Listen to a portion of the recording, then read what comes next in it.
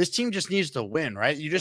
If you're a new coach like Aaron Glenn is and Darren Muji coming in with a new front office, you want players to stay as bought in as they seemingly were at the beginning of the season or in training camp when, Nick, you were there every day around the team. Like if Glenn's preaching, hey, we want you to do it this way because I promise you're going to see results. We're not the same old Jets. We're going to win games. Well, then you actually have to start winning games because it will fall on deaf ears if he's continuing to say, we're going to do this. It's going to work. We're going to do that. And then you're not getting results. Then you're no different than Saleh, Ulbrich, Gase, Foles. Like, you're no different than any of these guys if you don't start winning games at some point here. And the schedule, you brought it up, a lot of winnable games coming up besides just Miami on Monday. Dallas can't play any defense. They're 1-2. Denver, very good team, but that's a neutral site. They're 1-2. Carolina 1-2. Cincinnati does not have Joe Burrow. Cleveland's 1-2. These are all winnable games. They won't win all of them because it's the Jets, but these are all winnable games for them to start building this culture, which you need to win games to do. Let's say they go 3-3. They're 3-6 after the stretch, or maybe even 4-6 after the stretch. It's one of those things where you're trying to build momentum. You're trying to build that culture. And it may not end up being that they get to 8-9 wins, but if the quality of play improves and they're actually playing good football, but just making one or two mistakes at the end, that has to be progress. I mean, last season, you had games where the team was just giving up. That Arizona Cardinals game is one of the more embarrassing games, embarrassing showings that I have ever seen from a team in my life. They didn't really care about it from opening kickoff to the end of the game. That's something you don't want to see. So you want to be able to get that improvement, that incremental improvement from game to game that we did not see under Robert Saleh, and we did not see really on the last few head coaches for the Jets. If they can get to a point where they start racking up wins and building momentum and playing good football, finding that identity offensively and defensively, then you're going to start to see everything start to change in the culture of this team. As far as the game goes on Monday, Nick, if the Jets win, what's their game plan to getting it done? How do they pull this off? Well, I'm going to say the recommitment to the running game has to happen. They haven't really run the ball as effectively as they did in week one. But this also is going to come down to Justin Fields. This Miami Dolphins secondary is atrocious, and I mean absolutely atrocious. There's not a single cornerback that I think you can trust to be an NFL starter at this level. And yes, the Dolphins have Minkah Fitzpatrick. No one's taking that away. But Fitzpatrick is also older. This secondary group is very, very bad. Justin Fields should be able to throw the ball consistently and at will going into this matchup. On the defensive end, it's all about pressure. Getting Tua Tagovailoa off of his spot, getting him in an uncomfortable situation where he has to move outside the pocket, and then also making sure that you jam these receivers enough where you are altering the pass reps that they are going to try to use. It's kind of similar to what back in the day with the Indianapolis Colts. The Colts under Peyton Manning were all about timing. If you pressed and you were physical with these guys and you knocked off that timing, they were going to have problems throwing the football. It was very difficult to do, obviously, because Manning won so many games in Indy then, but it's kind of that same process. It's a matter of making sure you get this passing offense off its spot, off its timing, and then you're going to be able to be in advantageous situations on defensively to be able to throw the ball more on offense. Comments, questions, super chats, they cut the line. Thank you to Omar Ochoa, who is the latest listener to join the Asmaniac raffle. For those tuning in late, signed Wayne Corbett jersey up for grabs at the end of today's stream. Make sure you guys hit the like button, subscribe to the channel, and of course, you could always read Nick Faria's work over at jetsxfactor.com and follow him on X as well. We got open phone lines for those of you who want in on the conversation, and we will get to your calls. But we are presented by FanDuel Sportsbook. They are my official sports book. If you're betting on anything this weekend, Monster Sports Weekend, whether you're a Yankee or a Mets fan, whether you're into the Ryder Cup, a stacked college football slate tomorrow, all the games Sunday, and then the game we care the most about on this very show, Jets Dolphins, Monday Night Football, part of a doubleheader on ESPN. Nick, every time you come on the show on Fridays, we like to break down the matchup as we just did, and then we like to dish out some over-unders ahead of the game. So we'll start with passing yards. We know it will be Justin Fields in all likelihood against Tua. Here are the passing yards props. Once again, all these odds courtesy of FanDuel. Tua Tagovailoa, or as Jet fans hope we can refer to him as, Tua turn the ball over under 243.5 passing yards for Tua. I'll take the under. And the reason why is for Miami, the game plan is going to be they want to run the football consistently, whether it's with Achane or any other of their running backs. The Dolphins need to run the ball effectively in order to have any semblance of control on offense. So I think Tua's going to throw the ball probably not as much of a similar clip as we have seen in past years. I'll take the under there. Going under on the passing yards, I would probably go over. I just think the Jets secondary, I can't trust them right now. I see a higher scoring game, so I would lean with the over, but I hope you're right. Justin Fields, over under 186.5 passing yards. Yeah, see, this is the one where I have to take the over, right? I mean, even with Fields coming back from a concussion, this Dolphins secondary is atrocious. Storm Duck is cornerback number 1, and he may not play on Sunday. So I look at this. I think this is a game where Justin Fields should easily have over 200 yards passing. He should be in for a big game. He's going over on Fields. I would go over on Fields as well. That's just such a low number in today's NFL. I just feel like you got to play the over. Storm Duck, baby. Hope he plays. We'll see. Storm Duck, Jason Allen, Storm Duck. Who will be out there for the Dolphins at corner? All right, we gave you passing yards. How about passing touchdowns now? Over under 1.5 for each of these quarterbacks. We'll start with Tua. Over under 1.5 touchdown passes for Tua and the Dolphins. I'm going to save you the time. I think it's the under for both quarterbacks. I think, again, this is going to be a run-focused game. Tua's going to be wanting to hand the ball off a lot, trying to protect himself against this defensive line. And Justin Fields, I can certainly see him having one touchdown pass and then a couple of touchdown runs like he did on opening day against the Pittsburgh Steelers. But I don't think this is going to be a multi-touchdown game through the air for either of these guys. I think I would probably take the under on Fields, and I guess the under on Tua too. I don't feel as confident in that one, and the odds kind of reflect that just based on how it's listed. I would take the under on Fields, not because I don't think he's capable of playing well. I think he might have a rushing touchdown, or Brees is finding the end zone. So, yeah, I'm with you definitely on Fields. I feel stronger on that. But if you could see the odds underneath the 1.5, it's heavily juiced at minus 220. The over is, where they want you to bet it. They want you to go over. Let's do it. There's the plus money there. All right, how about receiving yards? This combines all the key players on both sides here. So we'll go one by one here. Tyreek Hill, receiving yards. His over-under set at 68.5. You going over or under on Tyreek? I'm going to go over on Tyreek, mainly because Jalen Waddle, I know he's hurt. He's probably going to be playing on Monday night. But Hill just seems to be the guy that Tua is going to target the most. He's always wanted to target him in this particular matchup against Sauce and against Brandon Stevens specifically. That's a matchup I think the Jets are going to struggle with. I see everyone in the chat is playing along as well. Keep sending in your over-unders. Make sure you clarify what you're specifically responding to so we can get a little feel from the Asmaniacs in the chat where everyone's leaning. Garrett Wilson, Nick, over under 62.5. I mean, I'll spoil mine on this. I feel like you almost have to play the over because Garrett is the focal point of this offense. And in the games where the Jets, at least at times, were functional, if not exceptional in that first game, Garrett went over his projected receiving yards number. So I'd go over on Garrett. What say you? I don't mean to be a recurring theme here, but Dolphins don't have anyone that can cover Garrett Wilson. The Jets need to get him the ball consistently, and they will in this game. That's another easy one that I think is going to go over. Over for Garrett. How about Jalen Waddle? 50.5, his number set. I think it's going to be under. I think it'll probably be around 45, 47 maybe. But I think you do think with the injury, he's been banged up over the last couple of weeks. I think it's a safe bet that he'll be under, particularly if this Jets defense plays better than they have in recent weeks. And I do think we're going to get to a point where this secondary will be playing better than we have seen over the last starts of the year.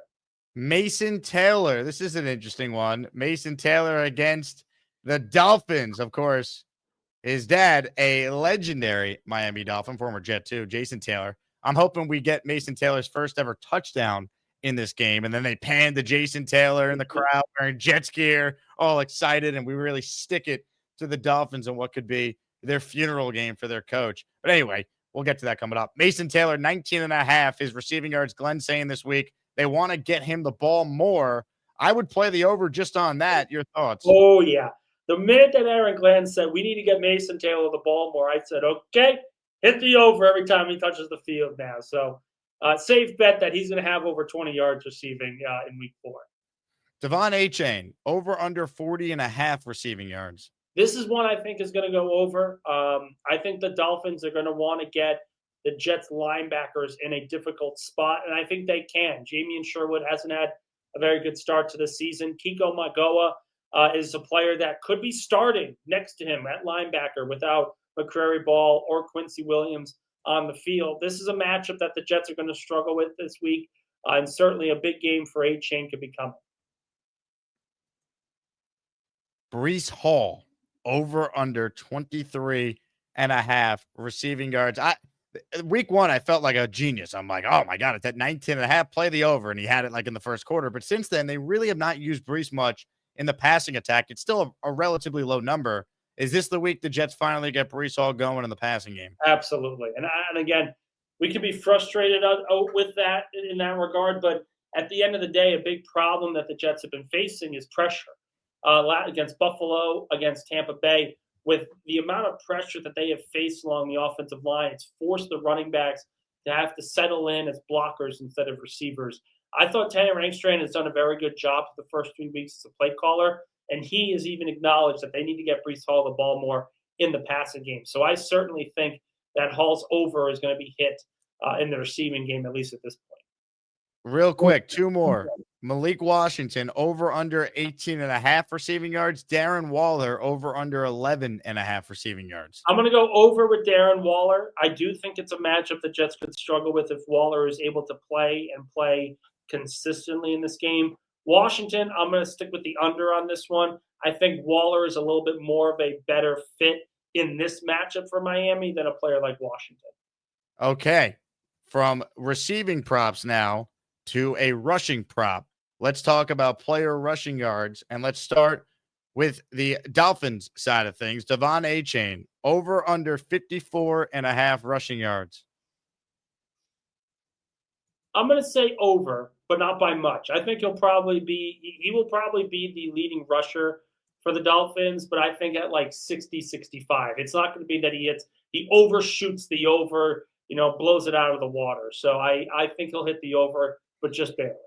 Breece Hall, I like this one a lot. Over 56.5 rushing yards. Breece against a Dolphins defense that is giving up 145 yards per game on the ground.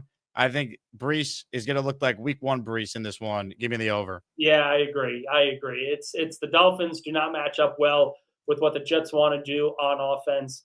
This is a big time match for him. Quite frankly, every single Jets runner here, Justin Fields, Braylon Allen, I think you can hit the over and feel pretty confident going into this game because the Dolphins defense is just terrible. It's just flat out terrible. Ladies and gentlemen, Justin Fields now. This is interesting because I don't know if this is too high. You could even argue it's too low given Miami's issues running or stopping the run. Fields 47.5 his rushing yards. Your thoughts, Nick? I still think it's going to be over. Again, it may not be by much. He might get to 55, 60 yards. But we want to complain about the Jets defense, and I understand why. But Miami's defense is terrible. Like, it has just been awful, unwatchable for the first 3 weeks of the season. And I get they've played some tough teams here and there. Indianapolis looks a lot better than people expected. They got ran through by Buffalo, just like the Jets. But quite frankly, when it comes down to it, I think Fields is going to have a big day running. I think Breece Hall is going to have a big day running. And this other guy, too, and Braylon Allen. I think these are just easy bets. Braylon Allen, over 14.5. It sounds like you just alluded to the fact you would take the over there. I think that's one carry he'll be able to get it. He gets 16, 17 yards, and boom, he hits the over. This Dolphins team is really bad on defense. All right, touchdown scores now. I'm going to pull that up for you. Now, one of the guys that I want to bet for touchdown scores is so far down on the odds, it's going to be a long shot bet that I feel great about. But here are the latest touchdown scorer bets from FanDuel. Let's start with Garrett Wilson, Breece Hall, Braylon Allen, and Justin Fields. Who of those four names are you the most confident in scoring a touchdown in this game? Got to be Justin Fields. It just has to be because of his ability as a runner in the red zone. Quarterback sneaks, tush pushes, zone reads. I think this is an easy bet overall. Braylon Allen, the short yardage game is something I'm a little bit concerned of. The Jets essentially telegraph every time they're going to go to Braylon Allen into the game when they try to run the football. They need to do a better job of sort of disguising that and allowing him to get downfield.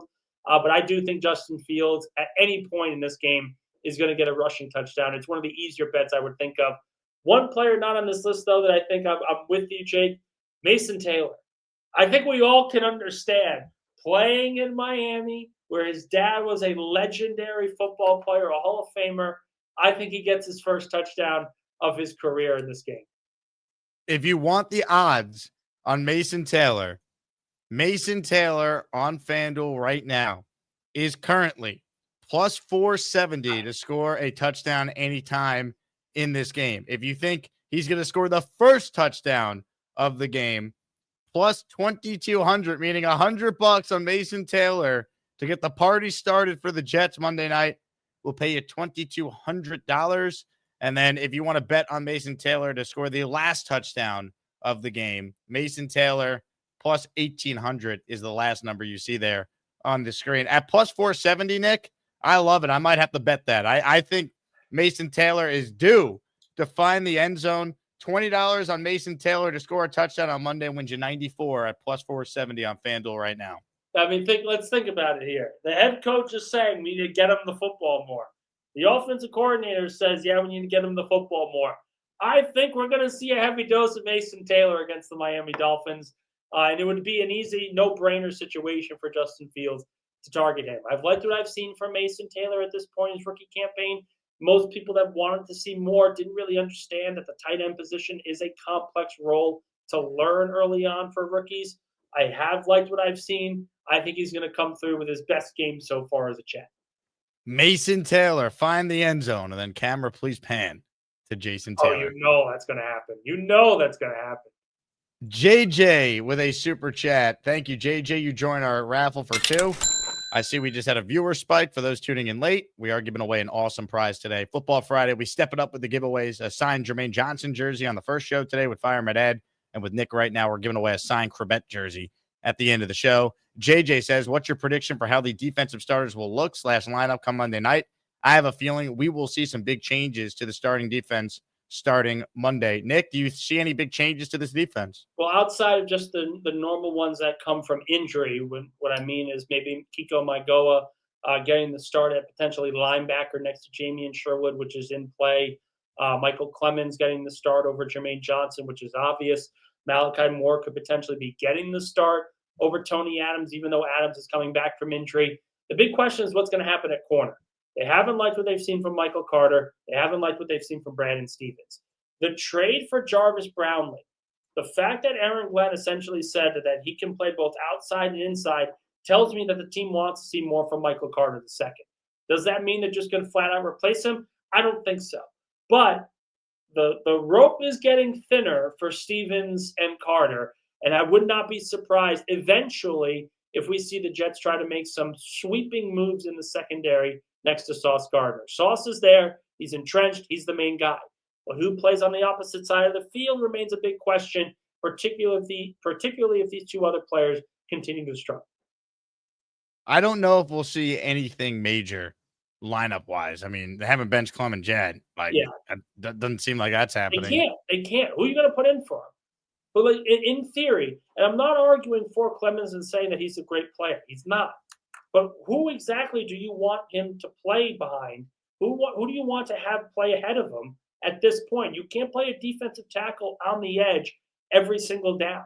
You have to be able to rotate these guys in, which means Clemens is going to get the start. That's just essentially where we're at. Ladies and gentlemen, Nick Faria is with us here. So if you have a question for Nick, write it in and we'll bring it up on the screen. Super Chats cut the line. Robin says, I went to 2005's win in Miami with a Dolphin fan, Florida cousin.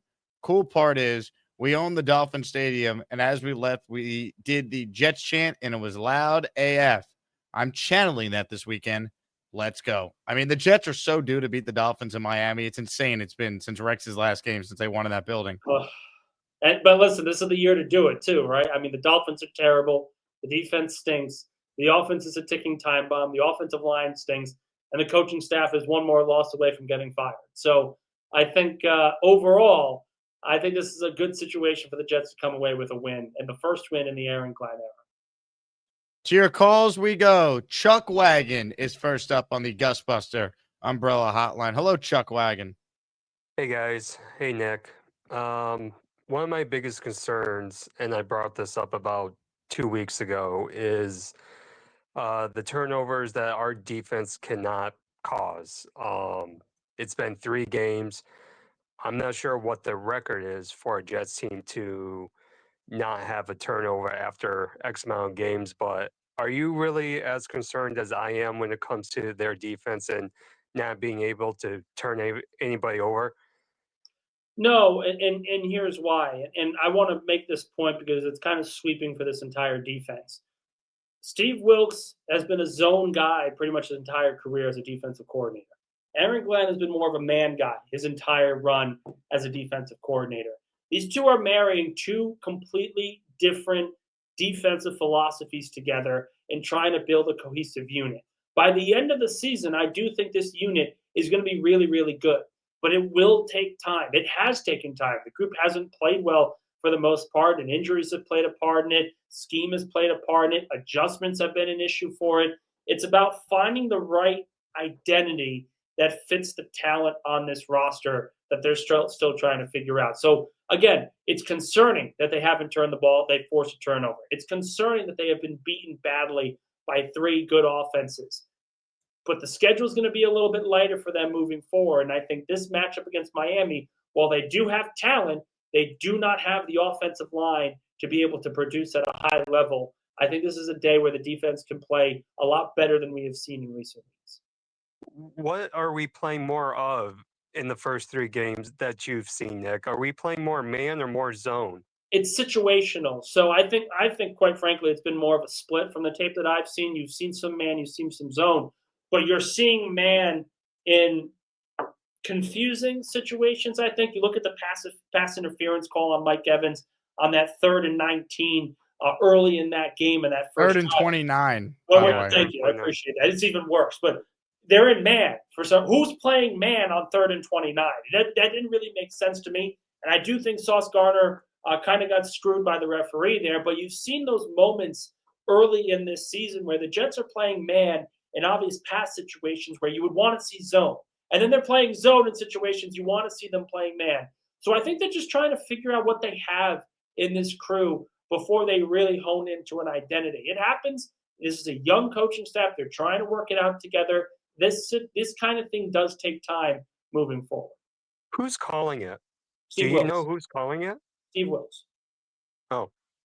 But that doesn't mean that he's only running his style. Steve Wilks is a zone guy. He changed his scheme up when he was in San Francisco, and 49er fans hated him.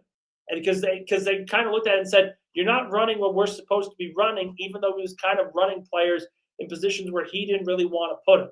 So we want to be able to see, and I think Jet fans should at least be a little more patient to see what happens when they play some of these weaker opponents on offense, see what they can do against this offensive line, see what they can do against a receiving core that is banged up like Miami, and see what you can do. Maybe you can force Tua into some bad mistakes.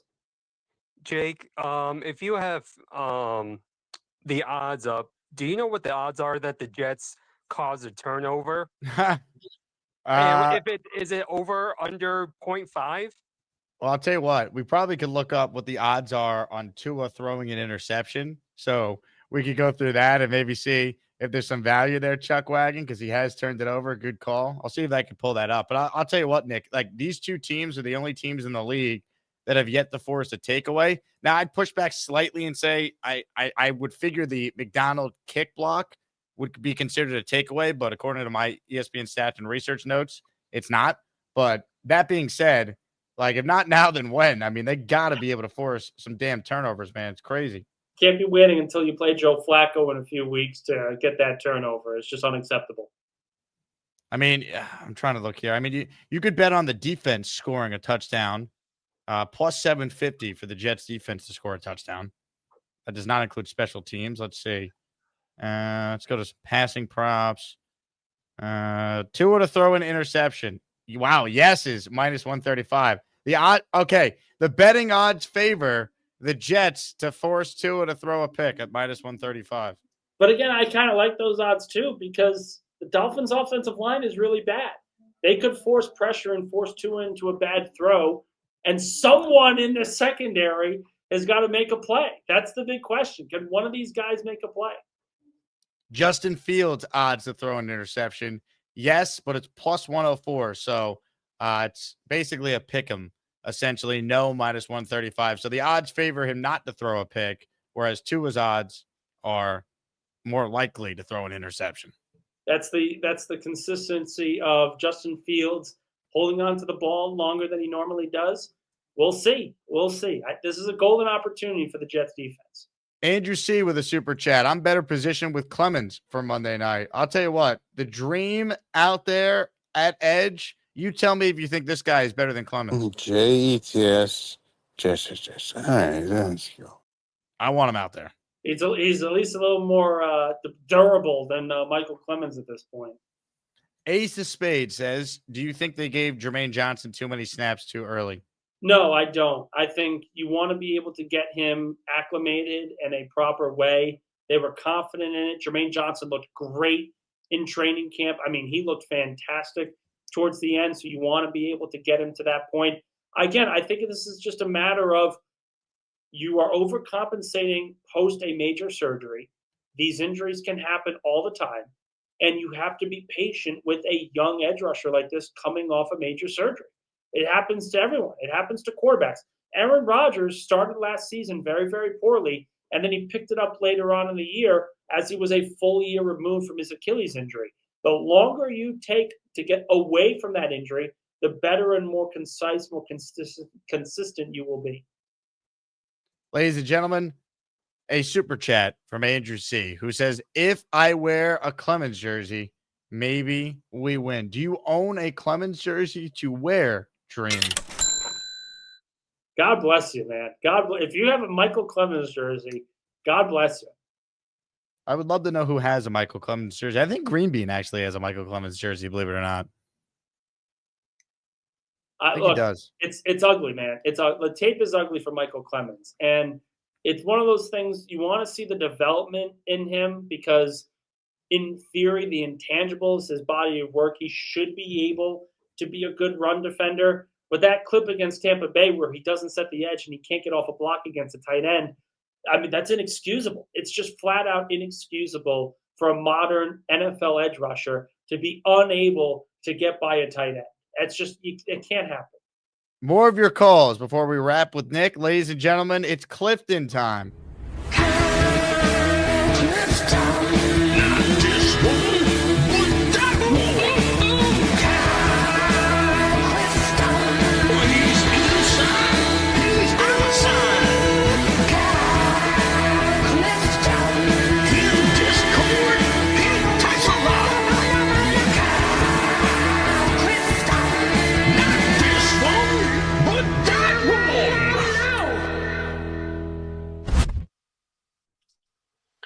Never forget what our coach said. You play to win the winnable game. So, yeah, I think that our expectations for JJ are a little out of whack because of what we're getting from Clemens. Like he's had these injuries, but at least with him, we know what we're getting. He's a guy who reliably sets the edge in the run game. We know that he is not a bendy, beat you with speed and moves type of guy. He's kind of more of a power type guy, but he can get home if he's right, and that's good enough if he's for your secondary edge, right? As far as the pass rush. Just to kind of trail on what I was saying this morning, our expectations for our defensive line are being thrown all out of whack because of what we're seeing from Clemens. He's that bad. And, I think that, Clemens is a nice little player. I would have liked to have seen, what he could have become if he didn't have this injury, and he might still have a long NFL career, but it's kind of tough with that injury because of the explosion that you need to have at edge.